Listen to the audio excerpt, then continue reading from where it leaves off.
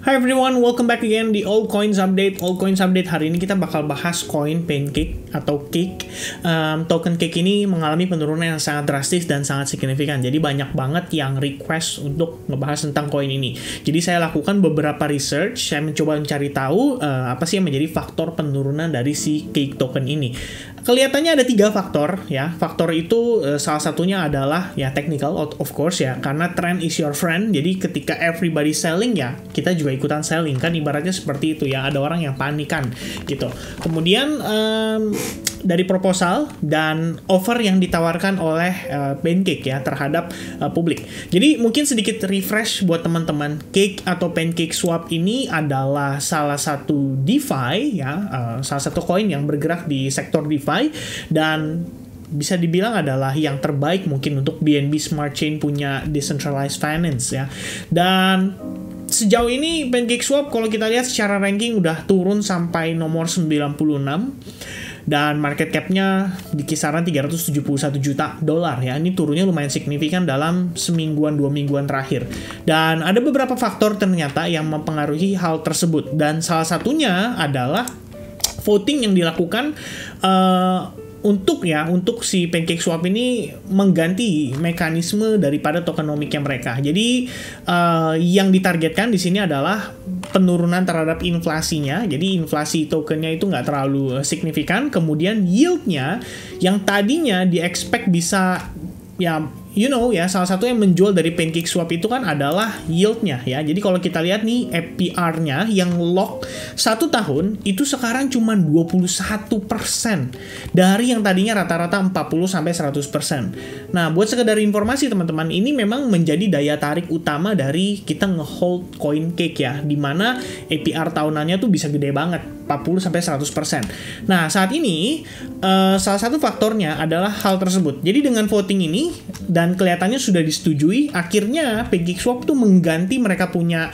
mekanisme dalam menghasilkan reward. Jadi mungkin pengen seperti Ethereum ya, karena kita tahu kan Ethereum sebelumnya ketika dia proof of work, ini proof of work Ethereum menghasilkan yield yang sangat besar ya, sehingga terjadi inflasi pada Ethereum. Kemudian saat Ethereum berubah mekanismenya menjadi proof of stake, dengan melakukan staking, ya penurunan reward itu sampai dengan 95%. Jadi yang tadinya mungkin bisa terima 100 token, sekarang cuma bisa terima 5 token saja, atau 5 koin Ethereum. Dan ini yang sedang diupayakan oleh Pancake. Dan ternyata teman-teman, faktor ini seharusnya menjadi salah satu faktor utama ya dari penurunan PancakeSwap. Karena di sisi lain, mereka sekarang dengan version yang ketiga, atau ya ini kalau kita bilang ya PancakeSwap version 3, dia menawarkan lebih banyak opsi untuk kita melakukan staking dengan APR yang jauh lebih signifikan. Sebagai contoh, ini baru rilis tanggal 12 Mei, APR untuk ID strip USDT, jadi pairing ya, token ID dengan USDT, itu sekitar 824.000%. Ini gede banget sebetulnya, tapi ya kita nggak tahu ya apakah banyak menarik peminat atau gimana ya. Mungkin untuk kecil-kecil aja mah oke lah ya, istilahnya bisa numpang ya di situ. Tapi kan ini sifatnya kan floating, jadi APR ini nggak steady, nggak stabil, pasti di situ terus ya. Suatu saat nanti akan ada penurunan ya, tergantung dari seberapa banyak orang yang melakukan staking juga.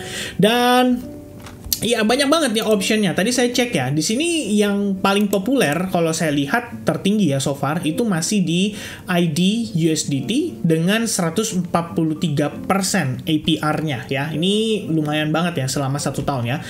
Kemudian kedua terbesar ada Rev Strip Edu ya. Ini Edu coin yang baru-baru ini kayaknya launch pool di Binance ya, itu 130%. Dan selebihnya ya banyak lagi ya offer lainnya yang ditawarkan juga di sini. Bahkan ada ini saya kurang tahu ini koin apa ya, ETH sama USH ya, 470% dan seterusnya ya.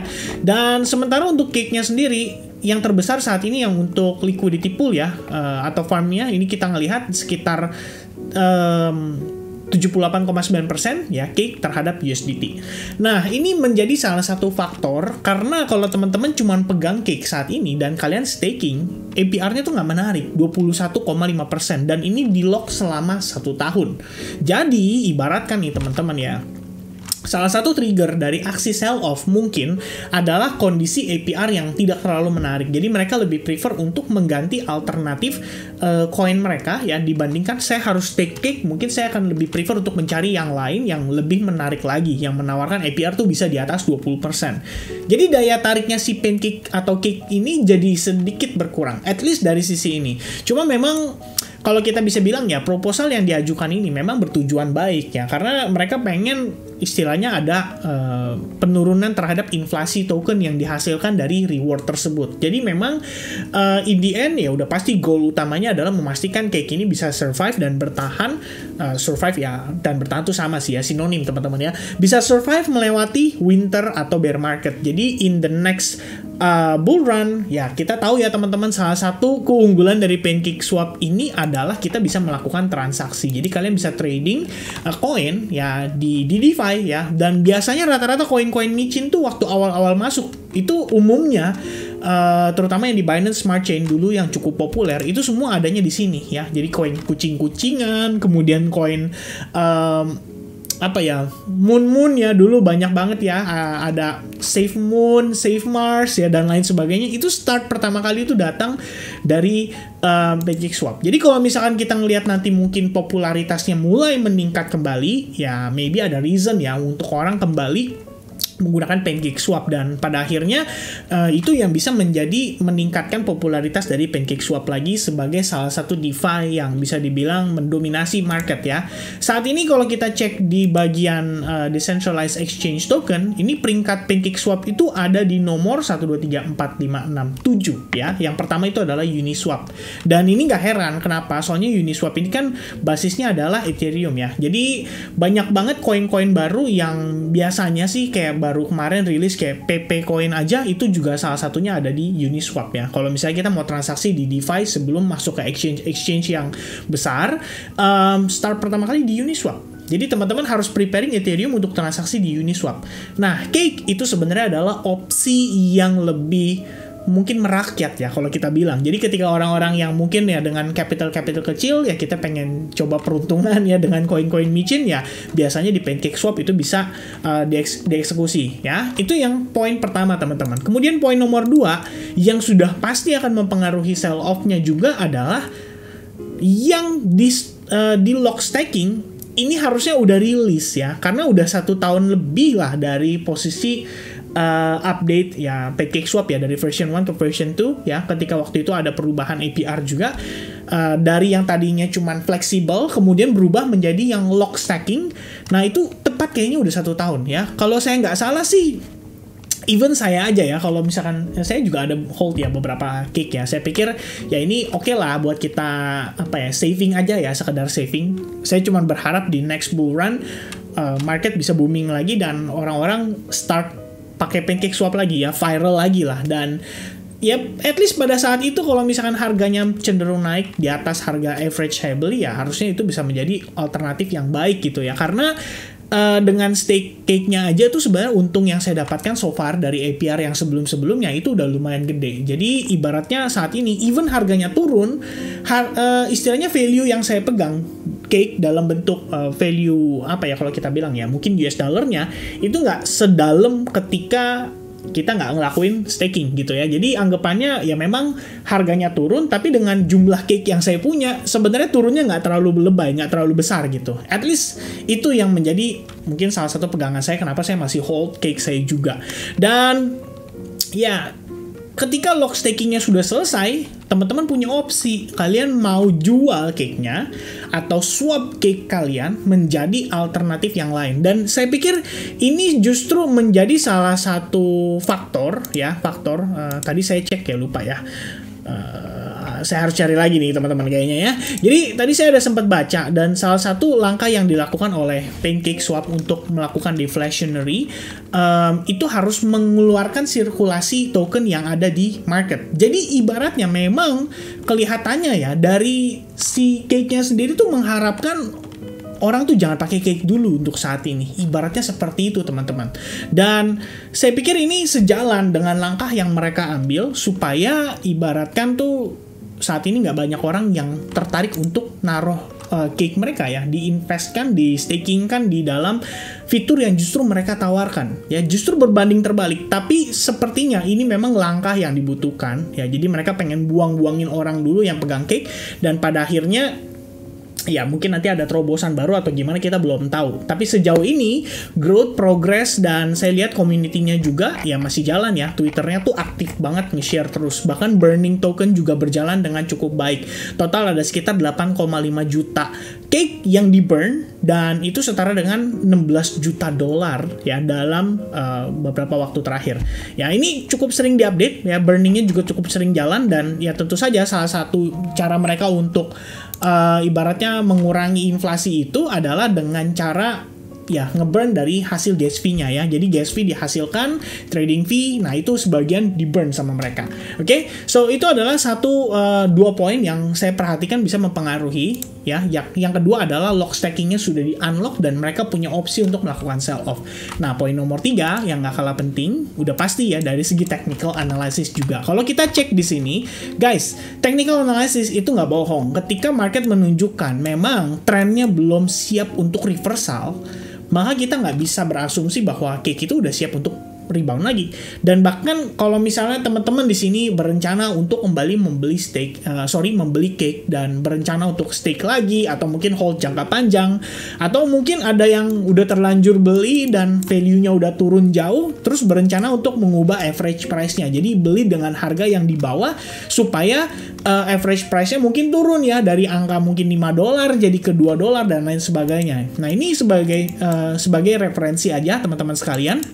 Jadi disclaimer dari saya adalah ini bentuk analisis, tidak pasti 100% karena kedepannya tergantung dari si cake-nya juga ya. Mereka mau memberikan update seperti apa, atau mereka mau melakukan upgrade seperti apa, itu kita nggak bisa pastikan karena kita bukan dari bagian dari orang-orang di baliknya gitu. Nah, teman-teman sekalian, saya di sini akan melakukan analisis sederhana aja. Jadi kita gunakan Fibonacci retracement from the very bottom di sini ya. Sebelum swing breakout terjadi ini, kita tarik ke paling atas, dan teman-teman lihat di sini sebenarnya level yang bisa dibilang cukup penting ya untuk si pancake itu ada di Fibonacci 61,8%, dan ini kebetulan confluence dengan resistance sebelumnya di kisaran 28 September. Jadi sebelum pancake create all time high, kita sempat ketahan nih di level ini. Nah, ini adalah salah satu area yang mungkin bisa dikonsider teman-teman untuk kembali melakukan akumulasi pada cake. Kalau misalkan harga menyentuh $1,62. Kemudian kita juga gunakan Fibo retracement ya. Jadi kita bisa tarik dari Fibo bukan ini ya. Kita lihat dari sini ya. Ini dari bottomnya. Jadi swing terjadi top to bottom ya, and then pullback ya. Ini so far kalau kita lihat nih proses pullbacknya berapa persen sih ya, tepat 50% ya. Jadi begitu 50% pullback, harganya tuh ketahan ya, berada di bawah Fibonacci 50%. Jadi Fibo 50% ini menjadi patokan untuk pergerakan pada swing sebelumnya ya. Ini swing high, swing low, kemudian dia rebound 50%. Jadi jatuhnya seperti dead cat bounce ya. Kemudian pada prosesnya sendiri di time frame weekly ya, ini kita ngelihat terbentuk semacam triangle pattern. Jadi kalau Anda gunakan triangle ini, kemudian kita tarik seperti ini dari breakdownnya, potensi proyeksi penurunan itu bisa sampai di kisaran $1,75.